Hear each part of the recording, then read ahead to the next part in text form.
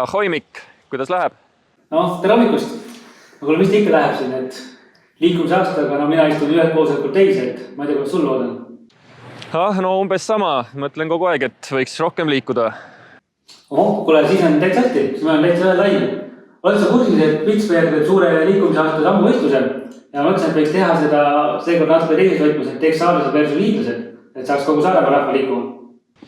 Jaa, kõlab nagu plaan. Millal pihta hakkame? Kuule, 22. mai, et kas lasen asjad ära korraldada? Teeme nii, paneme töösse. Ja selles suhtes, et tähtis ei ole ju võit, tähtis on ikka osavõtt, eks?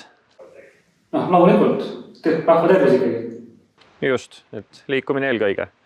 Kuule, aga siis paneme töösse. Kuule, väga hästi, olen kokku leppinud.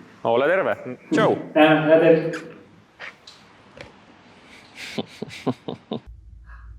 Muidugi pole võit osa, tähtis on. Absoluutselt. Kuule, aga me peame rahva kogu liikuma saama. Sest ega selge on see, et kui me ikka selle asja kaotame, siis ega hiidlased seda meilt lihtsalt minna ei lase, et sadu aastat tuletavad meelde. Ja. Aga meil on väga palju terviseradu ja kergliiklusteid, nii et ma arvan, et saame Saaremaa rahva väga kiirelt liikuma ja teeme hiidlastele ära. No, siis paneme kampaania püsti. Absoluutselt.